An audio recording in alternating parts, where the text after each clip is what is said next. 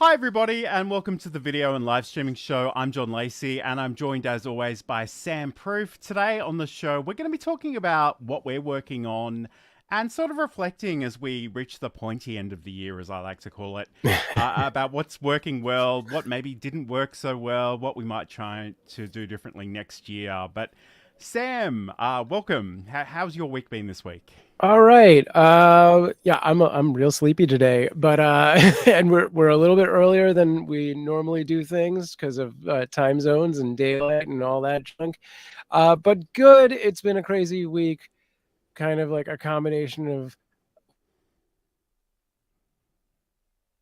Okay, I think stuff Sam's cutting out on us a little bit there, which we kind of already. expected. There was some connection issues before we went live, but hopefully we'll be Shoot. okay today, nonetheless. But if you are, maybe actually, I think you're back, Sam. So if you can try Hey, that again. let's just say busy. That's everything with you, John. Let's take a quick look at this. It's been relatively busy, but I think it's kind of weird because somebody like at my day job, my manager was like, "Put in your annual leave," and I put in my annual leave, and I think in that exact moment in time, I realized what a long year it was, and I Yeah. just was suddenly filled with such fatigue. It was kind of ridiculous, but. Anyway, we're sort of taking a deep breath. We're going to talk about that on today's show because, I think it's really important that we manage our expectations and, try to avoid the burnout as much as possible. But we are going out live to all the various places. And again, I'm going to break out of the show for a second to address the Instagram crowd. I'm trying something on Instagram. I don't know if it's a good idea or not. But people on Instagram who might be seeing me talking right now will only see me talking and hear me talking. They won't hear Sam. So you're effectively No. missing out on at least a half, probably a third of the show. So head over to johnlacey.com/live if you want to join us and get the full experience. But for those of you that are already on one of these platforms that we normally broadcast to, if you want to do hashtag Team Live, if you're joining us live, or hashtag Team Replay if you're watching this later on. Okay, so hopefully we'll be doing okay. I'm just going to check in with the chat. Hello to Tatiana from Tatiana Teachers. Great to see you. And Brenda Miller. Hello from Metro Detroit. So it's great to have your company. I love Brenda. Brenda does some great LinkedIn content, but she also talks about getting a larger slice of the LinkedIn pie. And as someone who can't eat a lot of carbs, I'm always slightly triggered by that. But we do love her content nonetheless. So Nice. I guess let's get into it. But I guess as we talk about these subjects, we'll be talking about things that we're working on and that we're doing. But we'd love to hear from you too. So I know that a lot of the people in the comment section are doing some really awesome things. So we really want to take some time to reflect on the year that was. I know we're not completely at the end of it just yet, but we're certainly getting there very, very quickly. Yeah. And hello to Angelina Davis, who's also from Metro Detroit. We're very big in Detroit for some reason, which is awesome. And hello to Raya X, who always has such a sense of humor. Has written our names backwards. And your surname, in fact. But there we go. Okay, so let's get into it. So today on the show, we are essentially talking about, I guess, first of all, taking a breath and reflecting on what's happened, because I don't know about you, but it's been a massive year for me, and I've done a lot of Yeah. things, and I'm kind of tired, if I'm being honest. Yes. And I can tell from Sam's facial expression that he feels much the same. So, I guess, it's really important that because I think especially when we start a new project, we can be really enthusiastic and we want to conquer the world and we want everything to happen all at once. But I think you've got to manage your own expectations and you've got to have a bit of patience. So I guess, Sam, maybe if we start by talking generally, we'll talk specifically a little bit later, but how have you found the things that you've been working on this year? Do you think they're working? Do you think they're going well? Basically when we talk about the things I'm working on, mostly we're talking about Qt Avalanche, and I kind of feel like we've maybe hit a plateau and need to take a deeper dive and look at to what we're doing, what our plans really are, and move along. But we did just recently start multicasting again since Twitch dropped its restrictions, which has opened up some new doors. But I still think that maybe those are sort of false indicators because, you're suddenly on this platform, like we're on all these things like Trovo and DLive and other places where we are seeing a little bit of traffic spikes. But when it comes down to, the bigger picture, it's, just a few percent of really our viewership compared to like our Twitch and stuff. And I'm like starting to look at it like maybe the live stream has done what it can do. It's pretty much a hands-off product as is right now. And we need to step back and look at, long form content and shorts videos more. Yeah, and it's interesting you say that because in a lot of ways live streaming has been my focus, but especially on YouTube, I don't think YouTube as a platform is necessarily optimized for live streaming. No. I think it's sort of one of a handful of options, and I think the produced videos, the video on demand is much more important, and shorts are increasingly important as well. So I guess that's another thing to consider. I just want to check in with the chat as well. Yeah. So hello to Walter Strong III from The Huddle, and The Huddle's actually coming back after a bit of a break, so that's exciting. Walter's also originally from Detroit. I don't know why we're so big in Detroit, but that's awesome nonetheless. But he's now living in Long Island, New York. And hello to Saeed, who's over in Germany. And again, I'm hoping that this slightly earlier version of the show, and I say that because all across the world, people have been starting and ending daylight savings things. So it's all extremely relative, but hopefully we're not keeping you awake too badly there.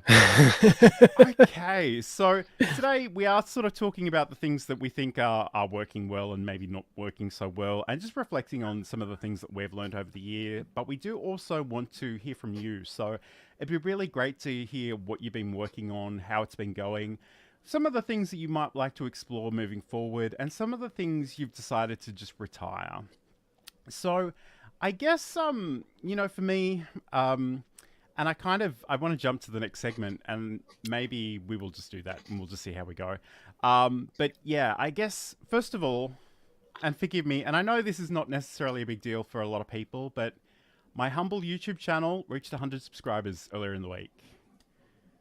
And I was, it's funny. I've been watching it like a hawk, and then I just ignored it for a few weeks, and it just took care of itself. But I've got to tell you, there's been a lot of work and a lot of effort go into that process, and it's nice to see that it's getting a little bit of traction.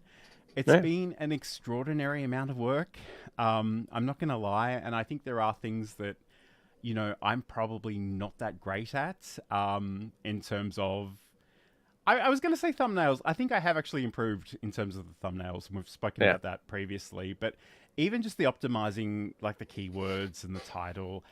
And I hear a lot of people sort of talk about the clickbaity approach and when to use that and when not to, and really unhelpful things like whether you should have your mouth open or closed in the thumbnail. Yeah. I don't think that's particularly useful, but it's such a process. And I think for me, I listen to podcasts about YouTube, and there are so many moving parts with a YouTube video that it's difficult to know when something works, why it works, and when something flops, why it flops. There are just so many intricate things that are going on there. It's sort of a bit of a black box at times. And I just want to say thank you to Tatiana and Walter Strong for their congratulations on the 100. Walter's asked me a question, but I think actually let's do that right now. So what are 3 things you learnt in your first 100 subs? I guess the first one is I just needed to produce more video content. Mm-hmm. Because every new piece of content is a new opportunity for people to find me. And for a while there, I was releasing this show and maybe another 5 to 10 minutes worth of video each week. And it's not nothing, and I hope it's valuable. I hope people enjoy it and find it useful, but it wasn't really enough. And I actually had a point where I was thinking about starting another channel, and I thought, no, you really need to focus on this channel. But 2, I think I needed to be a lot less modest and self-conscious about promoting the content. Because what I do find is that the more I just post about it on Facebook and Twitter and all the various places, there are so many social media platforms out there right now. It's kind of ridiculous, but Oh yeah. the great thing about that is I can actually see an increase when I post the video 6 times over a week rather than once or twice. And again, I think that was more of a mental thing. I just needed to get over that. Because a part of me is like, oh, if I posted it once, everybody's seen it, and I don't want to annoy people. But the truth is, we know social media isn't really showing everybody everything. We know those algorithms are quite fickle. So Yep. it's really important to just get over that and just post and repost. And I think next year, I want to explore how I can sort of automate the posting a little bit more, because I do get tired of manually doing a lot of that. Although I'm not quite at a point where I want to outsource that to an AI tool, which is a bit of a running joke on this show. Sure. I guess the third thing is just that it's really important for me to talk to other YouTubers and be in their communities as well. And I'm a bit of an introvert. I'm not a great people person. I kind of suck at all this networking stuff. So it's been really sort of...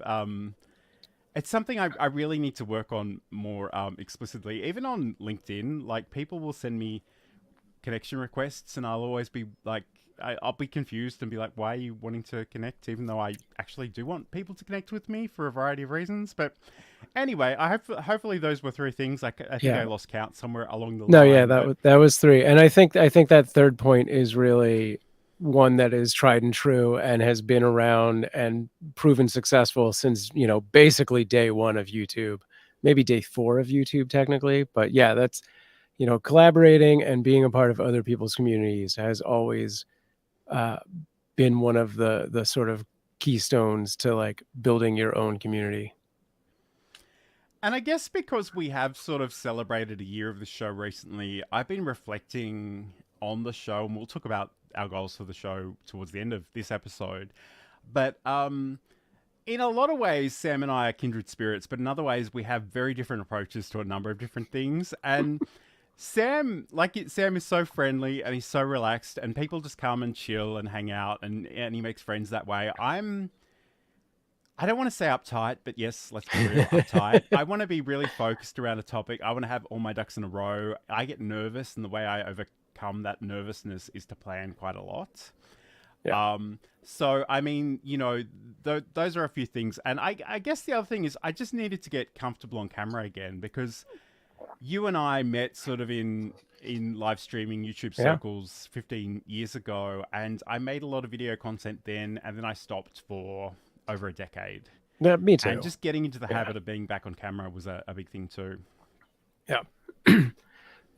Yeah, it's been a crazy decade or two. And like it's so rebuilding communities. Yeah. Yeah. A big hello to Kid Blood, who's joining us. And that username sounds vaguely familiar to me. Yeah. Hello, welcome. I just want to pick up on something else Walter said here. He writes, I find that hard to believe that you're an introvert and watching your content. And I guess I don't feel qualified to speak on behalf of all introvert kinds, but I love talking about things I'm interested in. I love going really deep into subject matter I'm interested in.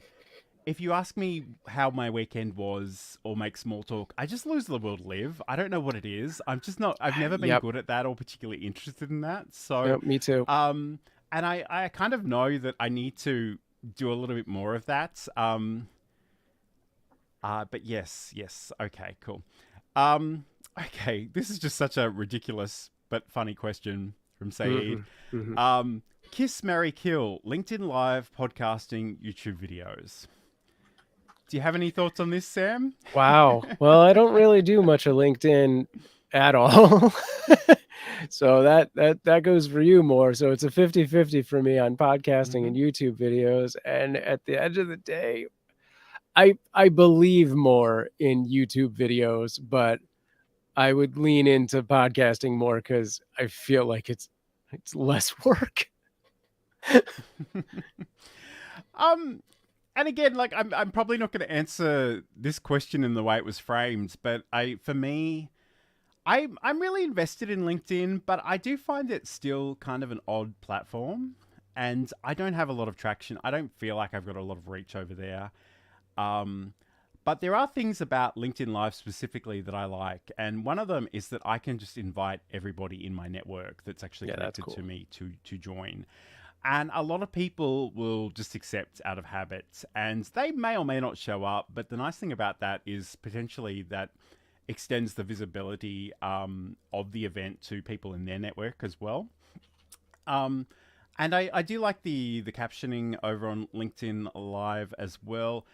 Podcasting, I'm going to talk more about this in the next segment, but I love listening to podcasts, but I haven't quite found my rhythm yet with recording my own. And it sounds really bizarrely counterintuitive that for me, it's easier to get on camera than it is to get on mic, even though in some ways they're almost the same thing. But I have a very particular approach to recording my podcast episodes.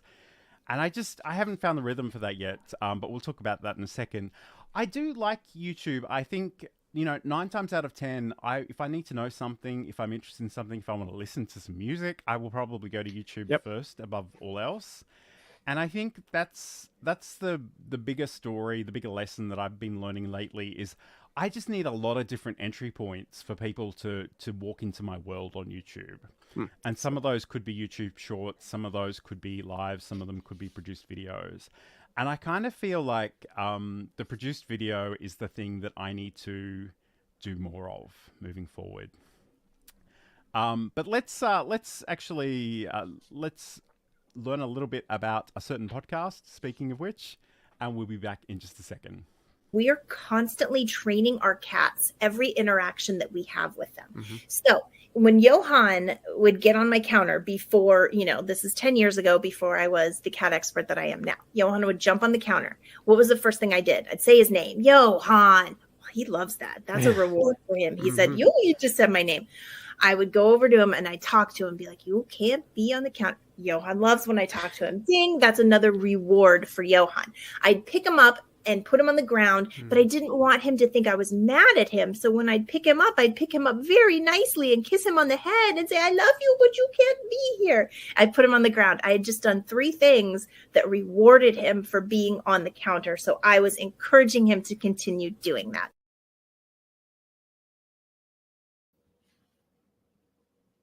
And that's a segment from Sam's podcast, Just Kidding Around, which you can learn more about over at cuteavalanche.com. And I'm sure Sam will talk about that in more detail. I was going to say, or in about 10 minutes when I just start talking about my stuff. So I must admit, and again, for those that might be new to the show, we sort of break this up into 4 segments. It's always an interesting question on how we organize the show, but this week I'm going to talk a bit about my project. Sam's going to talk about his, and we're going to talk about this show in particular along the way. But while we do that, we do want to hear about the things that you're working on and any thoughts or questions or reflections that you would like to share in the chat. We'd love to hear those as well. So I think I need to talk about the things that I've been doing and how I've been finding them. It's really funny to sort of know where to start with all of this, but I guess for me, the YouTube channel is sort of the heart of everything I do. The 2 platforms I sort of prioritize over everything else are YouTube and LinkedIn. Hello to CG, who's joining us in the chat too. Great to have your company. So for me, that YouTube channel is youtube.com/@learnlivestreaming. If you want to check that one out. I mentioned earlier that I have just sort of surpassed that 100 subscriber mark. That has taken, a solid year to do. And I know other people grow at different paces, and I'm not necessarily looking to compete with those people. Although that said, and I wrote about this in my newsletter, and I'll talk about the newsletter in a second. They tell you not to compare yourself with other people. And I think generally speaking, this is good advice, but somebody in a Facebook group posted a screenshot of their YouTube studio, and they had more subscribers than me, but their watch time and their views were so much lower than mine. And it made me feel so much better about myself. I hate to say that out loud. It sounds so petty. But it just, it just had this sense that, people are actually noticing some of the things that I do. So that in itself is wonderful. Yeah, I mean, the big thing that any of the sort of YouTube experts out there will tell you is that it's not the subscriber count, And in a lot of ways, it's not the view count that make any difference whatsoever, and it is all watch time. So, that's the number one metric. And I guess in some ways, I might not have come to that conclusion had I not been working with Sam as much as I had been, because the kitten cam is basically 24/7. Yep. Even when it's not live footage of the cam, you've got sort of archived things that play. And I just kept thinking, as somebody that produces maybe an hour and a half worth of video content each week, I don't know how on earth I could sort of reach that point. Yeah. And I guess for people that are looking to explore YouTube as a platform, like, I think in terms of those two dimensions now, views and watch time, and, trying to diversify a little bit and have shorter clips, whether they are literally YouTube shorts or they're just shorter produced videos, and also the longer thing, because a lot of people do like to have just longer videos playing in the background while they do other things. I guess it's the same as the audio podcast space as well.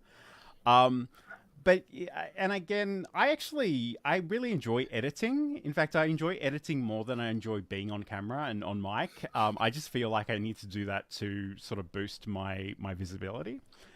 So I guess, I've been playing with all of those things. I've been working on repackaging content as well. So one of the things that I've only really done this once or twice, but I think it's worked pretty well both times, is to take shorter clips and build compilations of them. And in one instance, they were literally 3 vertical clips that I just threw side by side and played one at a time with some visual effects. Another one, I actually had 3 produced videos that were about the same subject, and I put them into a longer video essentially and reposted that. So again, I think it's just about finding ways for people to step inside your world on YouTube and hopefully build a relationship with you that's ongoing. But again, you can only do what you can do at the end of the day. So I think learning patience has been a massive thing for me. Okay, so let's talk about LinkedIn. LinkedIn is the other place that I tend to put my attention. I guess on some level, I kind of wanted to increase my visibility for job-seeking purposes because we had a global pandemic. My personal circumstances changed very, very quickly, and I was fortunate in the sense that I had another job to go to reasonably quickly after that, but I was just really struck that nobody knew who I was or what I was capable of. And at the risk of sounding immodest, I know a lot of things and I can do a lot of things. So I thought LinkedIn would be a good place to go. I do find it a slightly curious platform, but I am sort of exploring a number of different things over there. One of my favorite things to explore over on LinkedIn is actually the newsletter feature. So the great thing about newsletters, and they're just collections of articles, but it's the one place on LinkedIn you can use real semantic HTML elements. So you can embed videos and audio. You can have heading styles and links and images and lists in a way that you really can't anywhere else on the platform. And I've got 2 things over there in terms of newsletters. First is the Learn Live Streaming newsletter. A lot of this is about sort of promoting this show, but also just exploring some of the subjects we cover in text. And in some ways, I have to drag myself kicking and screaming to be on video and on mic, but I'm such a natural writer. I enjoy doing that. So it's a great place for me to explore that as well. And if you are sort of interested in exploring that one, you can head over to johnlacey.com/news. But also, I think the other thing that the last year or so has taught me is that I just love OBS Studio, and I feel like it's underserviced and people don't know about it, and they don't. And a lot of commercial companies are spreading terrible, terrible lies about it. So I kind of wanted to put more of my focus into actually producing educational content for OBS, but not really for people that are creating, like doing the gameplay thing, probably more for business professionals. So again, if you're interested in that, you can check out the Learn OBS Studio newsletter, and you can go to johnlacey.com/OBS news. There's only 3 editions of that so far. I sort of create a video on a subject and I share that there as well. And thank you to Walt Strong III, who's saying I consider you and Sam the social, the OBS specialist, I should say. Yeah, so it's working. Awesome. So again, I guess the other thing is my podcast, and I'll play a promo for that between the next segment and this one. I feel so conflicted about Me too. that. That's fine. Sade, Said, sorry, we love you, but I'm not gonna read that. It's fine. It's fine. All right. But again, I just want to check in with the comments because I've been sort of just talking. Tatiana Teacher says, I'm the opposite. I love being on camera and creating the content, then handing off the editing. And I think that's true of a lot of people. And it's worthwhile knowing your strengths. Yeah. And she also mentions that her top 3 are YouTube, LinkedIn, and TikTok. I love watching TikTok. I don't think I'll ever be particularly popular there, but I can watch that stuff for hours. It's very entertaining. And hello to Insomnia Doodles, who's out on the road. Hey, Insomnia. Kind of tuning in, kind of not. But anyway, it's great. It's always great to have your company, nonetheless.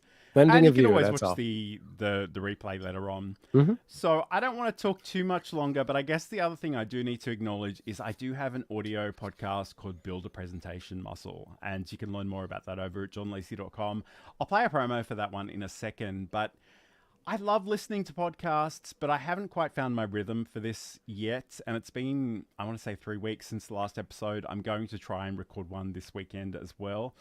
I don't know what it is, and I think it's mostly psychological. I think in my brain, I think there's a particular way podcaster John needs to show up, and I think I probably just need to have more fun with it. But I mean, in some ways, it's really weird and it's hard for me to explain, but a lot of these threads, video and YouTube and podcasting are things that I've done 15 years ago, I stepped away from and I'm coming back to. So parts of this are quite familiar and other parts of it are completely brand new. But I feel like I've spoken for quite a while. I probably should have given you some heads up for this one, Sam, but you don't have any thoughts or questions or feedback for me? I think you brought up a lot of really good points, of which I will probably make very contrary statements to, because that's just who we are. But I probably should have interrupted more with thoughts, but I wanted to let you do your thing. John has been very outspoken against, utilizing specifically like generative AIs. And I have always sort of been like, new shiny thing, let's see what it does. And then 4 to 6 months down the line, I'm like, I don't think I found any value in a lot of what that did. So I have stepped back on a lot of that. And some of it still goes out just due to sheer laziness of not turning it off, because I have always leaned into a bunch of automations, which are like chain reactions of like, IFTTT kind of situations. So I really have to track those down.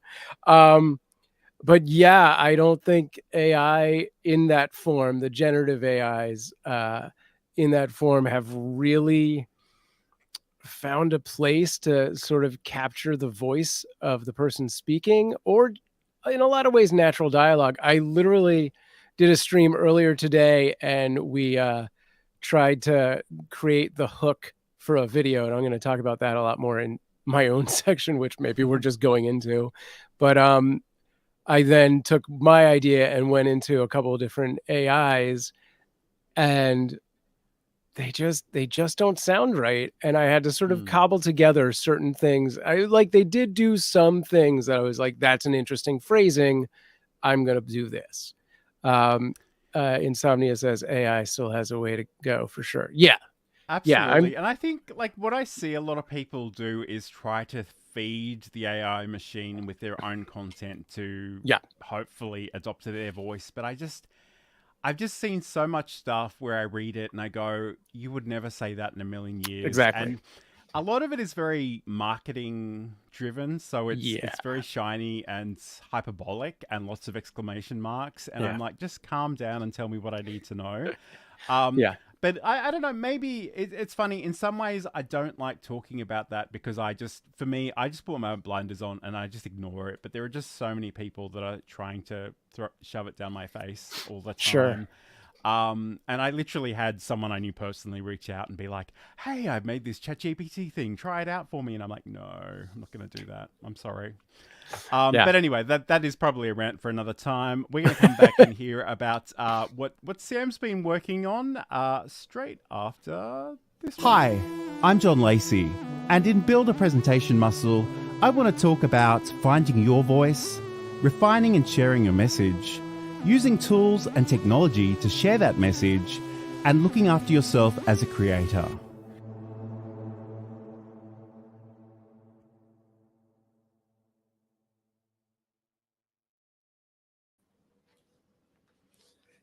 That's a little promo for my podcast, Build a Presentation Muscle, which you can learn out more about over at johnlacey.com. So, Sam, I know you do a lot of things, and it's almost been a running joke that on this show that we shouldn't spread ourselves too thinly. And here are the 15 different things Sam is working on this week. But I am the example of what not to do.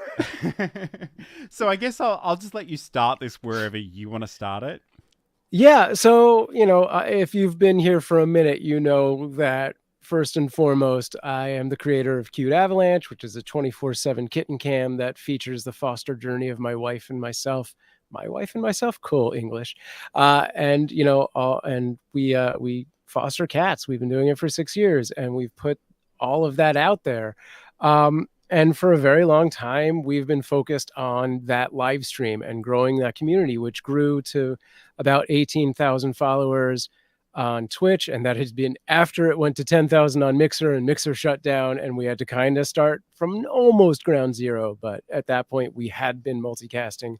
And then we just kind of watched, and like our focus was just on this one aspect of Cute Avalanche and the live stream. And I think it's kind of gotten to a point where that has done its thing as quickly as it can do what it's doing. And anything else from this point out on the stream is going to be more of a slow grind. We'll see.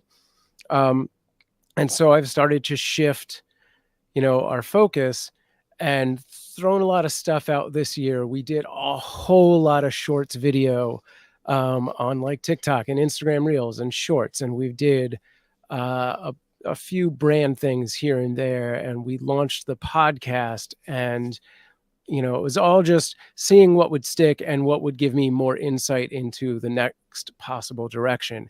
And one of the things we've started to experiment with now that YouTube kind of became more available to us when the multicasting started, we were able to get monetization there. And for anyone who's working on being a content creator in that space, YouTube is consistently the one that will pay you the best platform based, as opposed to if you've got brand deals coming in or anything. But if you're living straight off ad revenue, YouTube's going to give you the biggest cut. So I put a lot more focus on that recently. And one of the things we've been trying, or two of the things, is creating long form content. Within that, I started doing like vlogs, which is a lot more, pre and post production intensive. You're scripting out things, you're filming very specific things. Whereas with the live stream, it is what it is. It's cat cam. And then I'm, spending hours, if not days, editing something down. But we were going for a very casual and informative and sort of just a relaxed vlog experience that is not clickbaity. It is, honest and authentic. And it did show potential. It does work in that we, get those views that we get, and they stay, they watch a full 10 to 20 minute video.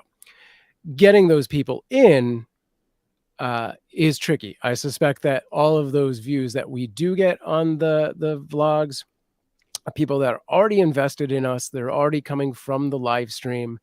So the click-through rate isn't amazing, and the average view time is garbage.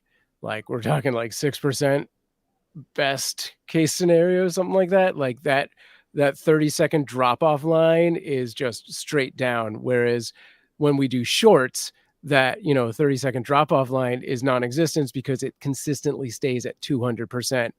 watch time. People are watching those twice through on average. But it accrues, 0 watch time total, maybe an hour for a short. And then the other thing that I've started to do, and this is what's pretty much putting at the forefront, is making clips, but long form clips from the live stream. We've only really just started to work on this. And this isn't something that I think is going to work for a lot of people, but maybe it might be something like this show here. If we clip out every time we've switched a tab into its own sort of 5-minute chunk or whatever, we'll see this kind of effect. But again, we're taking like a 10 to 20 minute clip of just cats doing something. Like I try and make it not just, hey, cats are doing something, because for the most part, cats are sleeping. But it's, nursing or bottle feeding or just zoomy chaos, that kind of thing. And again, we're seeing like some really good watch time on that. And then the average view duration, I think, is still pretty poor, and the click-through rate's not amazing, but those are doing pretty well. So those are the two things I'm kind of focusing on, the vlogs and long-form sort of clips. And we'll see how my focus changes on that throughout the year. With the podcast, I think I've started to come to a point where I'm like, my original intention with the podcast was, here is a second live stream we can do.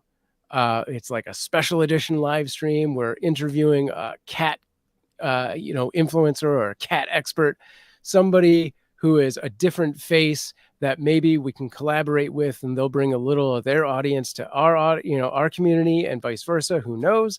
And my original intention with it was, this is another live stream. And I don't know that that's the thing I need to be doing with it. I think, I've only done 2. Like, it's been like an every other month podcast at this point. So I think really for this to grow, it needs to be more consistent, more regular.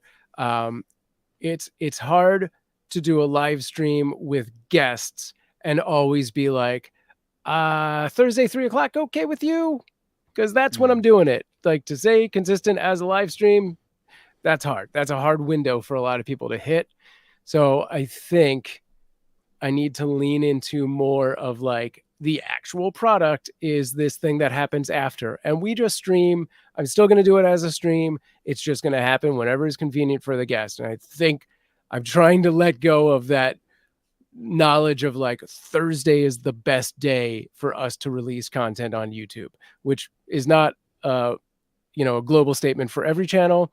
I have noticed that for us, that does seem to be the way our analytics point. So yeah, that's my views on those things. And then we talk about not spreading yourself too thin. I have spent a lot of time this past year struggling to push Sam Proof and his things off to the side, with the exception of this show and the occasional whatever else I do for fun. But I really loved doing this board game show that I call Season Z, in which we play Zombicide, which is a post-apocalyptic zombie survival game set in a modern, world. And the way it works is I live stream it, and people can interact with the live stream through either, generally it was all Twitch, so it was like channel points or bits to do different things, like help the heroes with new actions and rerolls, or drop a bunch more zombies on the board, which for some reason that's the thing people would do. And I really just miss it, and I'm like, damn the torpedoes, I want to bring it back. So that is the next shiny thing in my purview that I'm gonna like bring up. I must admit, and I don't mean to throw Sam under the bus, but I get like he every time we do this show, I go out to 2 places. I go out to YouTube and LinkedIn, and Sam goes to like 8 to 12 places, I want to say. I think it's and 6. some of those places don't integrate into StreamYard quite as well as others. No. So whenever I'm trying to start the show, I will see something that'll just be like, kick failed, or this new streaming service I've never heard of has failed. And I don't know. For me, I kind of want to put my focus on fewer places and just try to do a better job. That's not I'm not necessarily recommending that for Sam because I know he's got a lot of projects. But I must admit, there are a few threads I want to pick up on. One is just you missing season Z. Yeah. And I totally relate to that because my first live streaming show was called Coffee and Content. I would do it all through OBS and it would go via restream to different platforms and to wrangle the chat essentially. And nobody showed up, but I had so much fun doing it. And it was so great to just set up my 4 or 5 scenes in OBS, press a button and talk. And I miss that so much. Sure. The problem I have is I don't have the time to do it anymore. I just cancelled my Restream accounts because I got it at Black Friday last year. Nice. And I just thought I don't have time to use it. And I think I need to take the same energy that was put into producing that and just create standalone videos. Mm-hmm. But I totally appreciate where you're coming from. And I think sometimes we probably just need to do a few more things that are just for our own interest and our own fun, because I think that'll stop us from burning out quite as much. Yeah. And, I think the multicasting thing has been an interesting experiment. And I bet this time next year, we are going to take a look at Learn Live Streaming and be probably dedicated to that channel is my guess. Because my own channels are very much like just a mishmash of stuff, which is terrible. Like, in this day and age, every single YouTube expert is going to be like, niche down, you're doing too many things. And yeah, I am. And I'm never going to turn the Sam Proof channel into a distinct, thing. I think it seems like it would have happened by now, given our year of doing this. So yeah, I have a feeling that at some point we will go from 8 platforms to focusing on 1, but we'll see. We'll get there when we get there. And I guess the other thread I kind of wanted to pick on, pick up, if you will, is, obviously there are a lot of cat lovers out there and people are always looking for funny, cute cat videos. But I guess from where I'm standing, I kind of think, like, how do you capitalize on that, but then invite them to hear the full story of individual kittens and individual litters and Mm-hmm. make them feel invested and buy in and potentially support Cute Avalanche as well. Yeah. And it's funny, I hear people talk about narrative storytelling all the time, and I don't doubt that it's useful, although candidly, some of those people are the most long-winded people I've ever met in my life. I'm like, please just get to the point.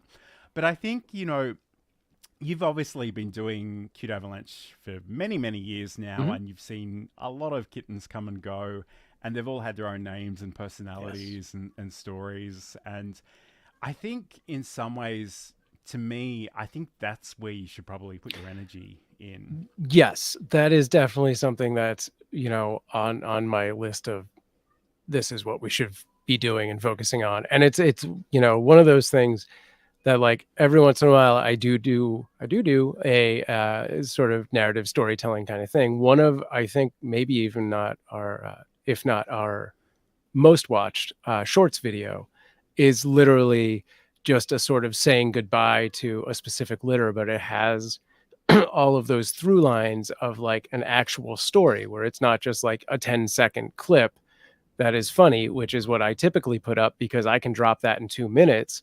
This was something that I sat down with for an hour and did an actual edit on and made like maybe a 20 to 30 second video.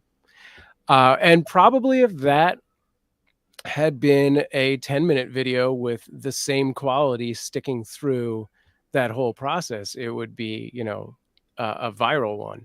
But it definitely showed the promise of like, yeah, the story videos for these cats is definitely something we should be doing. And I think about there's a media property called the Dodo, and I think mentioned that one specifically because I don't know if Insomnia Doodles is still in the chat, but she posted something about it on Blue Sky, and I think that's the kind of thing that I'd love to see. And I know it logistically it's difficult because it's not a case of you not having enough footage. It's you going through hundreds of hours to find the key moments within a kitten's life and sort of assembling that. But I guess it is something to explore, and it means is asking a bit of math here. how many kittens you've saved. What was It's the last over count? 170. Over Wow. 170. Yeah. And a And dog. that's And yeah. one dog, 2 squirrels, and a bird. I love that so much. Okay, so I mean, obviously, and to be honest, like you're doing great things. I worry sometimes I sound too critical when I give people No. feedback, but I do appreciate, especially on Cute Avalanche, where you have been doing so much brilliant stuff. Right. And I guess we kind of touched on it ever so briefly, that we are kind of, and I know there are other people in Cute Avalanche helping you out, but in terms of the video and the streaming stuff, it is pretty much just you. Yeah. So we kind of need to be a little bit philosophical about what we were actually capable of producing and leveling up when we can. But I think, especially the 170 kittens you've saved alone is just really impressive. Yeah, no, along those lines, Tatiana had said that in regards to something you had said, that she loved being on camera and creating content and then handing that off to an editor. And I actually, as does John, love editing, but I am at the point where I am wearing just too many hats to just do everything. And I would love, to have enough income to be like, I can hand this off to an editor. Like, I am okay getting to that level. Like, even though naturally I feel like I would be a lot more nitpicky on somebody else editing my projects, I would embrace that, I think, wholeheartedly. Absolutely. Okay, so we're going to come back and talk about some of our plans and reflections on this particular show that you're watching right now in just a moment. But before we do that, let's watch this one here. If you've been watching us for a while, or this is your first time and you're thinking, Sam, John, this is great stuff, but I'm wearing a lot of hats already and I don't need to add this to my list of things that I'm doing, but I really want to live stream, I've got you covered. I've been a freelance technical director and stream operator for 20 years, and I can help you either with one-on-one counseling, setups of shows, or even run your whole show for you. Get in touch with me, samproof@gmail.com, or find out more at samproof.tv. Okay, and of course, if you are looking for some live stream production help, Sam can definitely help you out with that one, so get in touch. So, Sam, this brings us to our final segment for this week, and it's about this show, and we've recently acknowledged the fact that we've done sort of a year of this show, and I think, we'll talk about some of the things that are coming up and the things that we're looking to explore in the future, but I guess, how do you feel the show's going so far? I mean, I think when we started this show, you were doing your thing and I was doing my own thing. They were, kind of over here just doing similar stuff. And I was like, we're talking about the same thing. And, we've been internet friends for 15 some years or whatever. Maybe we should join forces and see what happens. And I think we've seen what happens. and we're still a little disjointed, to be honest. We are going to all of these platforms. You're doing all of this LinkedIn stuff. And honestly, I don't have a lot of time on my own to sort of promote beyond the few snippets that I do here and there, which is mostly mentioning it on my other live streams. And so, yeah, I think going forward, our focus should try to be to figure out what that looks like, within the next year, of like, how do we make it a more seamless experience for these essentially 12 different communities that are spread out in all these places. Maybe they're there. Maybe there's only the 2 or 3. As we actively see YouTube. We actively see Twitch. We see, LinkedIn, obviously. Whether or not those other ones are out there, I didn't even remember to start up the live.space one today because it's just too convoluted for me to go to their website after we've started streaming on StreamYard and hit that button. So unless I forgot to end it last time and it's still working. So who knows? But yeah, I think figuring out how we want to blend these communities together, if that's possible, I think is the next big step. And I guess that's something, and we've spoken about this a lot, but, obviously there are different people on different platforms, and everyone has their own preference. And the people on Twitch don't want to hang out on LinkedIn, and potentially vice versa. Sure.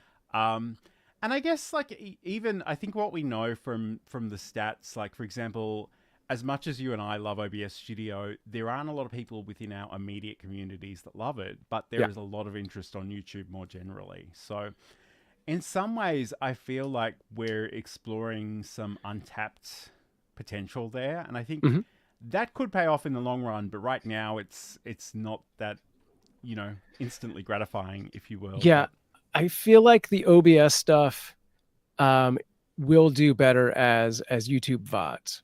I'm not going to stop doing it as live stream content, but I do believe that it's going to be more on the search and discovery side of things than it is the people that show up week to week. So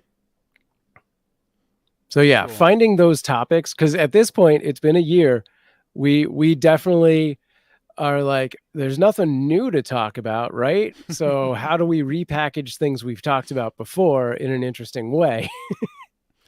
Although, you know, we have done, like, there have been some topics that we've covered at least 3 times, and what's been kind of fascinating to me is that nobody cared for the first one or the second one, but by the third one, people were starting to get it. And like, it's a weird thing sometimes to be too early in people's awareness to cover something. But Yeah. you know, I talk endlessly about not being afraid of repeating yourself, and we're certainly not afraid to do that. And I think it's worthwhile because there are so many things vying for people's attention, but also it's really easy to get distracted by all the shiny new objects when really I firmly believe most people should be just doubling down on the basics, the fundamentals. Yeah. And like, it almost, in some ways, you can go out and get the latest technology, the latest tools and gear and stuff, but if you don't know how to hold people's attention, like, none of that really matters. I guess one of the things that I'm kind of interested in, and I'd love to hear from people in the chat how they feel about this. Obviously, our show generally goes for about an hour. A part of me wonders if that's too long for the average viewer.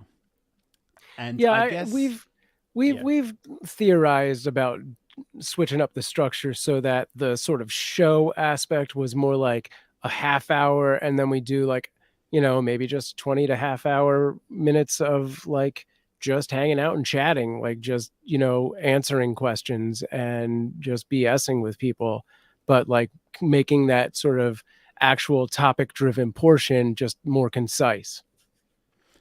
And it's one of those things that especially on LinkedIn, I see people say 30 minutes, 20, 30 minutes is a sweet spot. And I kind of, I genuinely don't know, and I'm kind of looking for feedback from people. So obviously there are some people joining us live. There are some people that watch these things later on.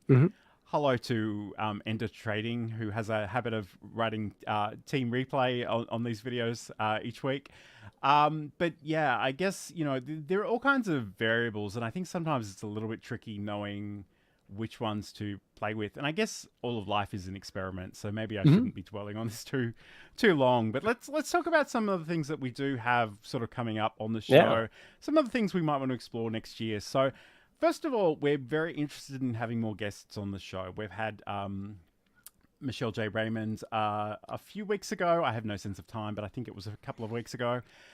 Garen Belaney will be on the show next week from Micro Studio and does a lot of influencer marketing as well.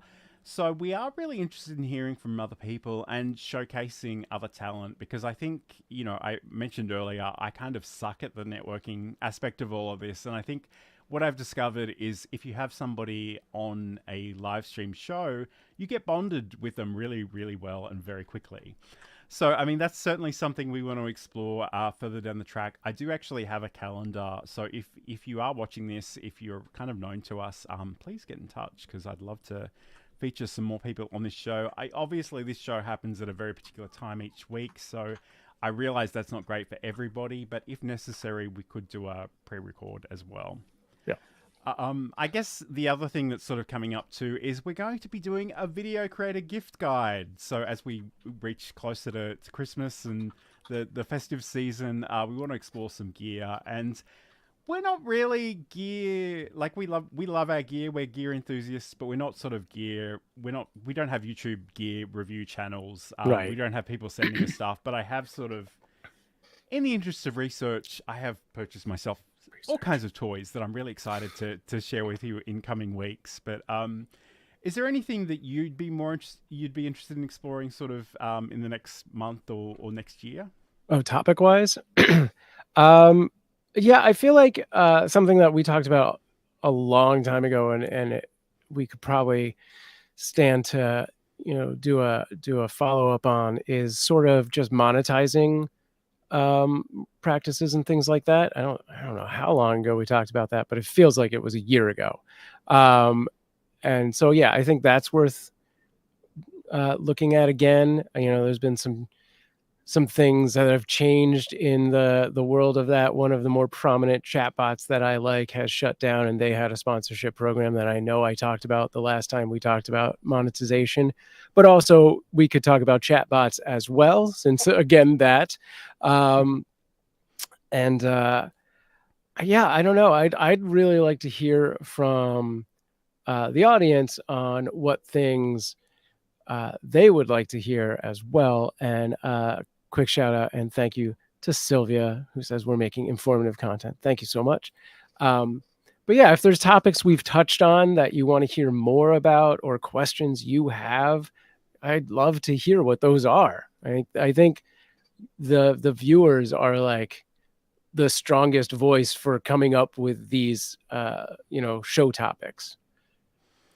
Absolutely. And I think, that's what I appreciate about live as a format, is that the people in the chat are really contributing to the direction of the show. So that's really awesome. We'd love to see and hear that. And like, if you do have something you want us to cover, if you've got questions, we're certainly happy to explore all of that. So just get in touch with us. But as we begin to start wrapping up for this week, Sam, where can people learn more about you and what's your content and all that good stuff? Yeah, you can head over to samproof.tv and find all of my social platforms at the top left there. And if you scroll down just a little bit, you can find out more about Season Z. And when I have some actual updates on when I start putting that back out, it'll be there as well. And if you want to just see some cute cats or gats, no, just cats, head over to cuteavalanche.com and you can find a platform where you're comfortable watching cats.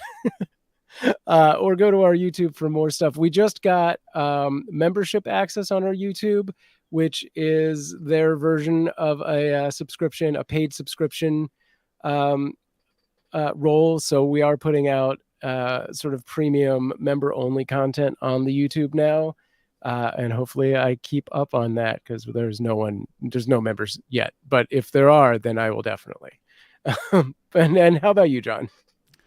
If you want to catch up with me, you can head over to johnlacey.com. Got a whole bunch of articles about different things, including OBS Studio, and there are social media links at the bottom of that page as well. So thank you for your company this week. Like we said, we really appreciate it, and we appreciate the people that are watching after the live is finished as well. We love you all. Stay in touch. Have a great week and a great weekend when you get there, and we'll talk to you again soon. Yeah, see you next week with Garen.